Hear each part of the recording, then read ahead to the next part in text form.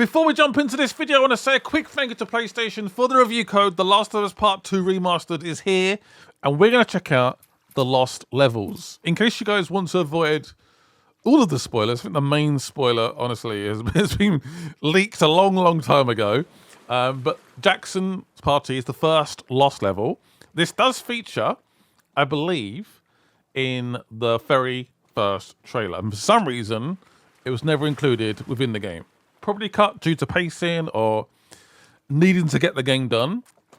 There's a few things. Oh, hello. Seattle Sewers and The Hunt. Interesting. Haven't played The Last of Us. I might leave development commentary on. Yeah, why not? Go for it. Who wants to hear me talk anyway?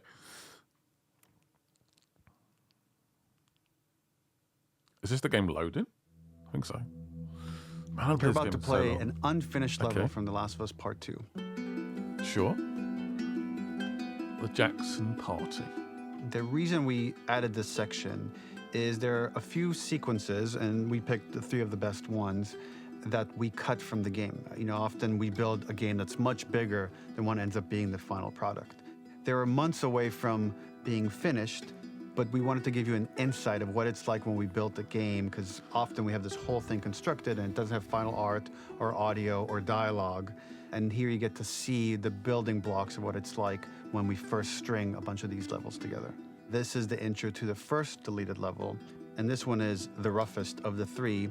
We wanted to show more of how Jackson operates. So this is the festival where Ellie ultimately kisses Dina. This sequence would have come very late in the game as a flashback sequence while you're in the farm with Dina. And we wanted to show what is the rest of Jackson doing, and wanted to put on the stick, make it interactive. So you could see when you're outside, there are all these almost like carnival games that you can play. You could mix drinks, you could play with these kids that are playing a sort of clicker Marco Polo, sit down and listen to conversations. And all the different interactions were first or second pass, very early passes. The building blocks are there, but nothing is final. And ultimately, while we were very excited by this sequence, it's pretty fun and lighthearted. It just slowed things too much as we're barreling towards the end of the story at this point. So again, reminder, rough, missing audio, missing animation, missing gameplay tweaks, missing dialogue, but pretty representative of what it would have been. So enjoy. I can just see console fanboys just editing these Lost levels and going, these look rough. Oh, this is weird. Okay. Yeah, this is very undone, isn't it? This is kind of cool, though. You don't really see this side of things from development unless it's been leaked, like other games recently, which we will not speak of. Originally, this level was going to transition us to farm. We would go all the way through to the dance, where Ellie and Dina share their first kiss. Then we would play through farm, and when Ellie plays the guitar at night, she would remember the Seth incident. So, the opening for this was a little tricky. We needed it to match at least a little what you might expect emotionally coming from prior beats, because we were already purposefully disorienting you in time and space. Remember, you just came from this huge fight. To jump straight into it would have been a little too jarring.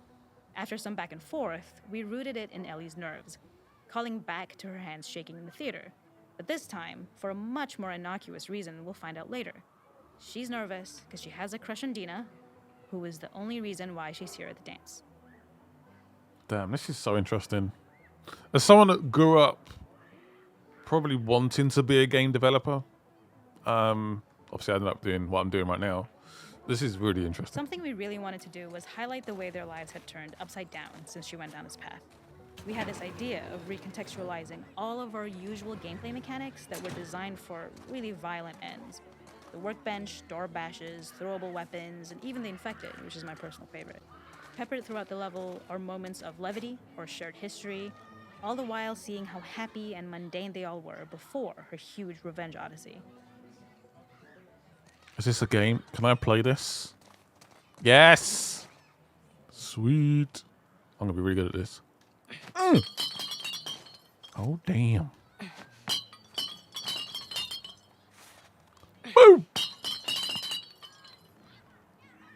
I'm pretty happy with that. Pretty happy indeed.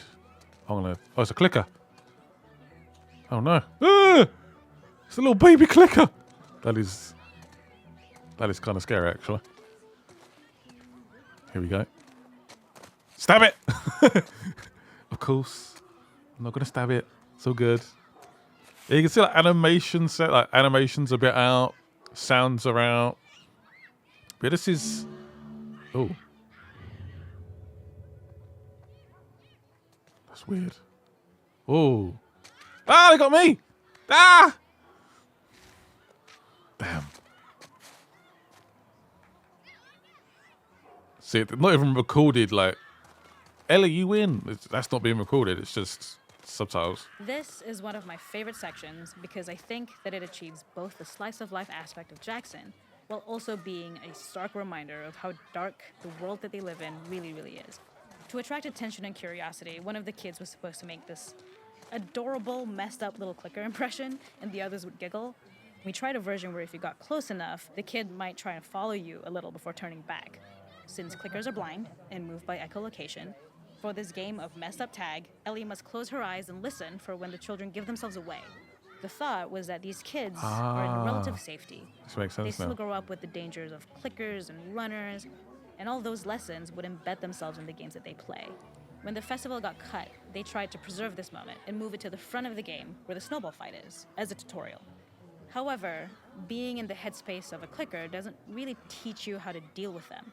Eventually, it evolved, and they instead made the snowball fight, which was, I think, way more effective. For me, it's character illuminating that not only does Ellie know this game, she plays along. There's a familiarity with the kids that's really nice to see, especially because it's such a difference from the Ellie we see later, who has a sort of hollow normalcy that she's trying to get with JJ, but kind of fails. Oh, what's happening there? Come sit.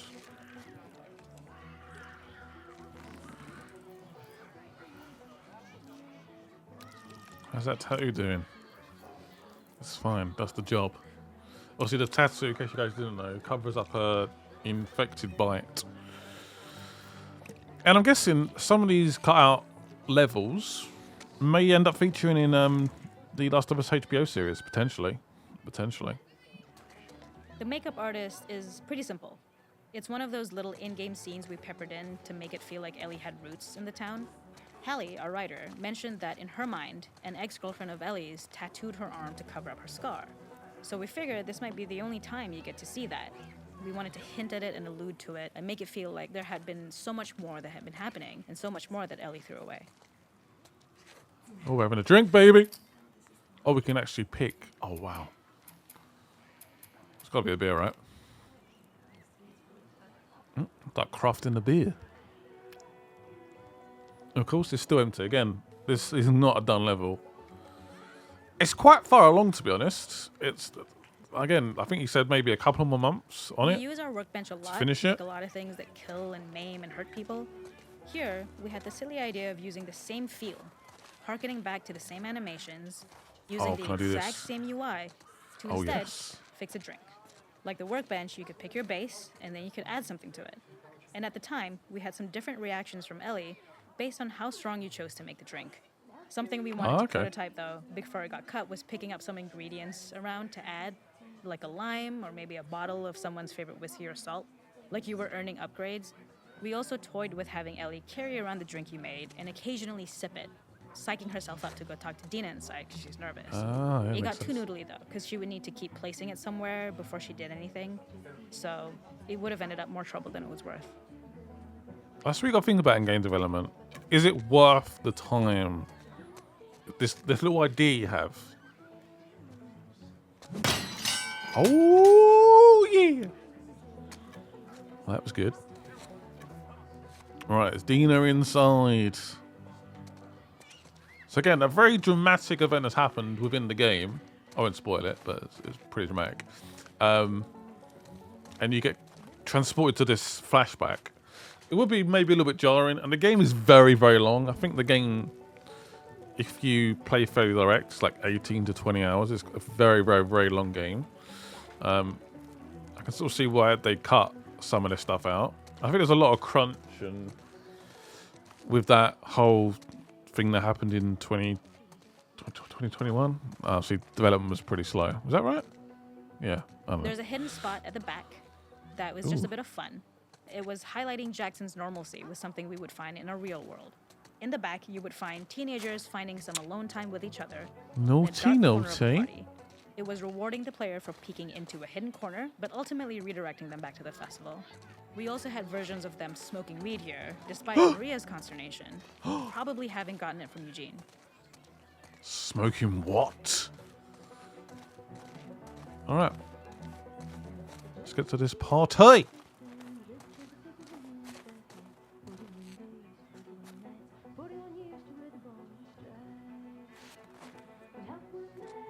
We can see Joel, actually. We can see Joel, right? I think we do. Yeah. He's definitely here. Because doesn't he like say something? Oh, we're not going to see it. God damn. Okay. Let's go to the Seattle Sewers. It's the second unfinished level. There may be some combat in here, and I'm very, very, very, very, very rusty, so be warned. Haven't played this game in a long, long, long time. It feels like it anyway. These are fun though. These are really interesting, particularly if you are into games, into game development. These are going to be, really interesting. In this second deleted level, which is an extended sequence of the sewers in Seattle, this comes on the heels of where Ellie goes into a building and she survives an attack by stalkers and gets thrown out of a window and gets swept away by the current. And then we cut this section that used to be there in the final game. Now you will get to play it. So this was a way to get a bit more interesting puzzles, interesting traversal, figure out how Ellie can navigate the sewers with the fighting current. Ultimately, with a lot of these levels and these sequences, the reason why we cut them were for pacing purposes. But here it is for you in this very kind of raw form that part of it will feel finished, parts of it will feel like assets are missing as far as audio, animation won't be final, but it's a glimpse into what a game looks like when it's months away from finishing. Enjoy.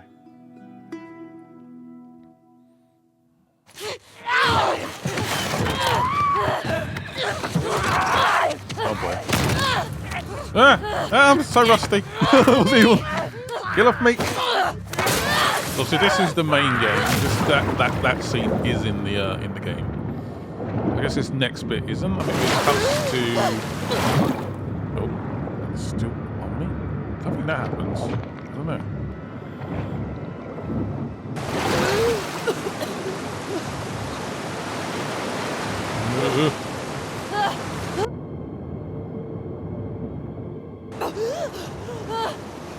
That must be terrifying. The car as well. I don't think this happens. This is all lost, I guess you could say. Yeah. Ow. Right, where are we going? Okay. Okay. What's the plan? Ow. That's quite cool. Can I jump up there? Ooh. Maybe not that way. Yeah, you can see like the animations aren't quite done yet. Oh, there we go. Right. Get up there. Yes. I made it. Fuck Seattle. So there's actually dialogue in this bit. Where the hell am I? What's this dialogue here? The ladder acts as an immediate goal for the player, but being able to climb out is not going to be so easy. To keep levels interesting and engaging, we kidding me. alternate between positive and negative values the player experiences. Here, it's a positive to have found a ladder, but then a negative to discover it's not the solution. But then another positive to identify the next short-term goal of the doorway. There's gotta be another By way out. alternating between these opposing values, we give players what they expect, but not how they expect it. What do we do here? We go over here, I guess? Let's try and go over here now.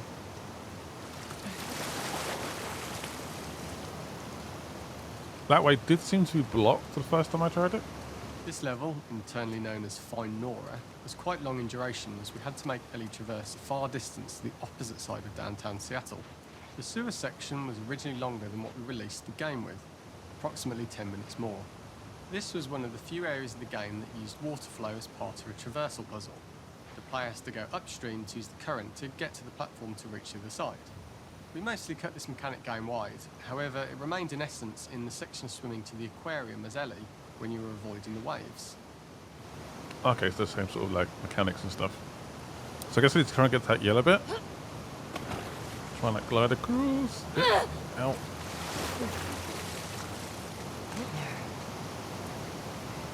That works, I guess. I wonder if there's going to be any combat in this. I don't remember how to even change weapon. There you go. Oh, I think I can change weapon. That will do this. There's some stuff over there. Do I want it? When players reach the doorway and enter into the room, they're faced with a dead end. The real reason for this dead end room is that on the reversal, when exiting back out of the doorway, players are faced with the route onwards. A pipe that they'd not been able to see when they were swept past it on the way in, and something that was hidden from view when on the side platforms. The intention here being that the only option is to go off the standard path in order to search for a way out. So I can't go out that way? Or I can? I can. Okay. Get me the hell out of here. Come on, you can make it. Throughout the rest of the level, we also used light to indicate to the player that they were heading in the right direction. At each turn, however, we blocked the direct route forward. Players would know that they just have to keep finding alternative paths, promoting those feelings of being desperate and trapped. We slowly introduced the player to consider climbing into smaller pipes and crouching in these tight spaces. Just This keep is going to up and slowly out. build up to and encourage the player to climb into such a small pipe that they'd have to be crawling on their stomach, which is something that the player previously may not have recognised as a playable space, let alone the desired route they need to take. We added a tiny space just to reward the player's exploration with a pick-up item, and we made sure it was something that made sense that you'd find in this area. A canister and all the garbage that had been washed into the sewers from the surface. We loved the idea of making Ellie prone through a tiny dirty pipe in order to get out, as it was a great opportunity to shit, use our Ellie. prone mechanic. A unique camera setup was created to support crawling in these pipes, as the standard prone camera is much higher above the player. We also created custom collision in order for Ellie to manoeuvre in these tight spaces easily. Initially, the oblong collision capsule around her character caused issues crawling around corners. We put extra effort into the custom corner collision, so the movement experience is as smooth as the main game. In order for the player to feel cramped, claustrophobic and desperate, we'd been enforcing the traversal mechanics that allow for a tight environment which promote these feelings. We introduced the use of the squeeze through so that we can keep the player feeling enclosed and tight, but without repeating the same geometry.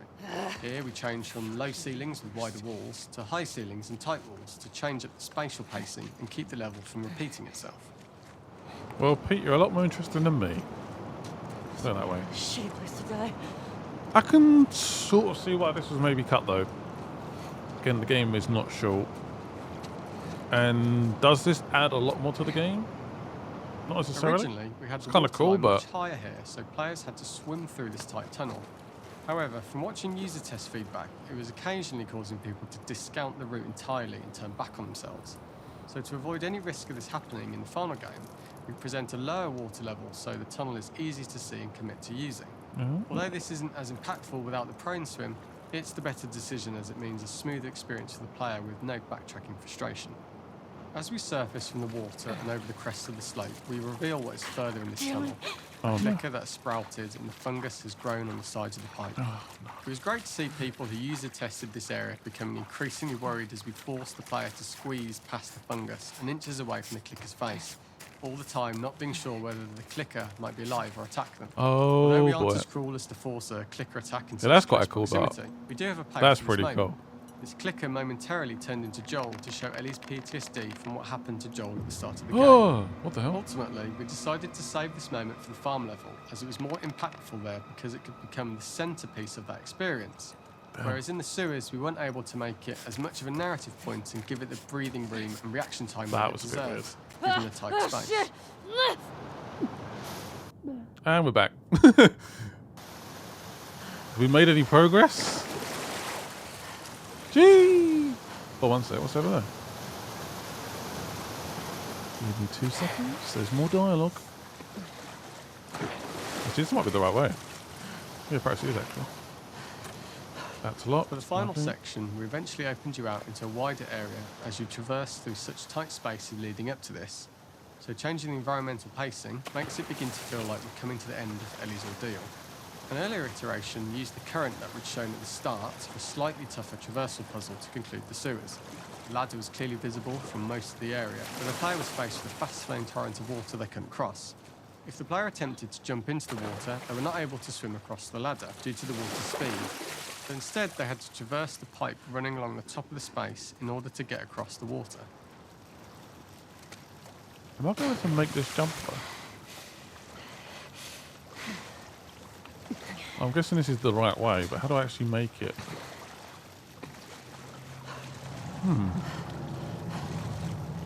I actually don't know.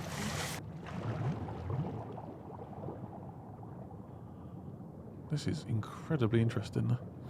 I would like to see this more actually. It's kind of like remastered. Obviously, this is remastered, but it's not. There's not a whole lot to it, if that makes sense. I'll have to go up there. Oh, okay. It's not a massive remaster, is it? Let's be honest. It's just playable, better FPS, something that's slightly better lighting.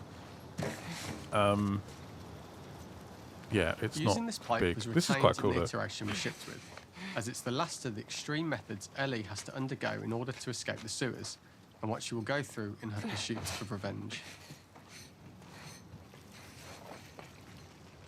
Did I find all the The audio? last ladder climb is quite lengthy, and although we could have trimmed it down to a shorter climb, we liked how this last segment of the journey built anticipation for whether there was success at the top or not after all It's you've very been long through. actually. Ultimately, the ladder exits out into the subway station, which is how it connects in the final game. Ellie then has to find her way to the hospital from here, crossing paths with the scars for the first time. It's kind of crazy. Like they even think about the length of the ladder and how it makes the player feel, and it is mad, actually, isn't it? There we go. I think I missed some commentary there. I do apologise. Whew, interesting. Very interesting. The last one. So far, I can sort of see why both were cut. Honestly, I think it was a fairly good call. I think that sewer bit was quite cool with the clicker. Was it even a clicker? Was it a clicker? Oh, no, anyway. Right. The Hunt. Yes. The last one. I'd love to do this more often, actually, in video games. I know people are a bit scared to do it. Obviously, it's an unfinished level. It's not supposed to be released. But if it's just sitting there on a hard drive and it's For this playable. third and final Why not? deleted level, what we call the boar hunt sequence, this was a sequence pretty late in the game. It was right after the whole Seattle Abby sequence where Abby spares Ellie. And then we wanted to come back into Ellie's story, but keep it a bit mysterious of how much time has passed, where is Ellie now? So we're coming in on Ellie and she's following a trail of blood. And we wanted to mirror in a way the deer hunt sequence from the first game, but this time do it with a boar. And there's something with Ellie that now she can't let go of this violence. She's pursuing it even against this innocent animal. This was another opportunity to show how the violence that Ellie has experienced, the violence that she witnessed being afflicted onto Joel, is still sticking with her, and she's still experiencing these PTSD moments. This was a sequence that was pretty far along and was cut pretty late in production. Parts of it are still really rough, but the gameplay, the building blocks were all there. I think you'll have fun to see, like, again, a rough, unfinished sequence that you can play. You can see all the way to the end, and including a cinematic that we end up cutting. Ooh. And the remnants of the sequence ended up being mentioned in Ellie's journal. So this part of the story that we developed still made its way into the game as kind of optional stuff that you could read about, but here you get to experience it. So as a reminder, this is pretty rough, months away from being finished, but you get to see it now. Interesting. Again, we may see this boar sequence in the HBO series as well, potentially. Right, where's this boar? Well, she looks like Joel here as well. That's bad. So the boar hunt was one of the hardest levels for me to work on. It was a huge challenge with the systems that we had, and was we cut. kept trying, but it never felt quite right. Originally, the level happened after the Jackson Festival, which also got cut, but before Farm. Once the festival got cut, it became the prologue to Farm. The intended experience is that we jump forward in time after the fight with Abby in the theater. We don't know where Dina is. We likely assume she's dead because she was just bleeding out. Ellie is alone. Her hair is short. Okay. So maybe this is the future or the present. And she's hunting. Hunting who? Abby still? That's In early quite iterations of interesting, the to be honest. fight, it was more arena-like. The player slowly whittles down the boar's health. Ellie gets more visceral and more vicious. We get a little worried about her. As the boar gets weaker, more panicked, more feral, and we start feeling sympathetic to the boar was the hope. In all of these iterations, especially of these wider areas, it required custom AI and scripting to make sure it continued to feel organic as an animal, but we really needed it to do specific stuff. It needed to be able to close distances really, really quickly. It needed to charge to attack, but we wanted the feeling of hunting, so we needed to track it down from afar. And we also needed to discourage the player from attacking the boar when it's that close, or it would kind of turn into this melee kerfuffle. How do we do this in our world while keeping the boar believable? We must have gone through 5 or 6 iterations of the boar fight and all, and every single time it changed pretty drastically. We split it into clear phases, where one was like all long range. We tried another where you're getting close and you get the jump on it quite literally. You're jumping off of a rock to attack it. And then finally, we tried a bunch where you almost sort of go around a bunch of trailers and try and wrestle it. We uncovered after some time that taking down a boar over several phases felt very laborious and a little dramatic. It was comically long. It felt too boss-like, a little too gamey. We decided to cut the first few phases, and we opted for a cold open after the boar had already been hurt off screen. So that allowed us to focus on feeling like we're closing in on prey and to introduce the boar when it was at its most dangerous. Already hurt, already feral, much too close for comfort. And so the thinking was it would bring us more into Ellie's mindset. Is this really hunting for food, or is she hunting for some other reason? The gas station was built to highlight the boar's destructiveness. Since it's cramped, the boar feels larger. We also feel trapped with it, or perhaps it's trapped with us. Jesus. When it charges, it gets to us quickly, so we must be on our toes. This made it more aligned with Ellie's sort of hunting for trouble mindset. Listening became more important, as well as moving around slowly so it didn't hear you. Could you spot it before it saw or heard you? And could you get a shot off quickly enough so you could dodge out of the way? Or is the shot worth the cost after? It feels like a gamble. By the end of the fight, everything would likely be in shambles. Jesus. Get off me, you boar! It's a pretty interesting sequence, but again, I can sort of see why it was cut. But in cutting from the story to this would be quite cool. We'd be like, oh, are we still hunting down Abby? Where's Dina? Like, It's over. is it done? No, it's still alive. Nowhere to run. She does sound a bit like possessive, I think is the right word. Where's the ball? Where are you, Mr. Ball? The boar kill was supposed to be anything but glorious. With the boar whimpering at the back of the gas station after Ellie's relentless hunt. After this, hearing the drone that we kind of come to associate with Ellie's trauma, we would hard cut to the stream where she's washing her hands and holding rabbits that she hunted, about to return to Dina. And there would be no mention of the boar. No mention of the ball, really? If we gave it squeamish, this may not be for you. I'm actually enjoying this a little bit too much.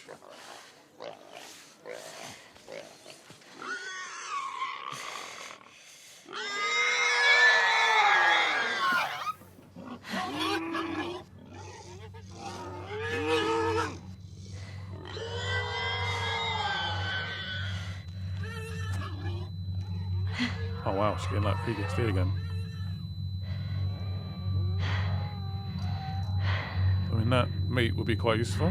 That's been completely wasted, but sure.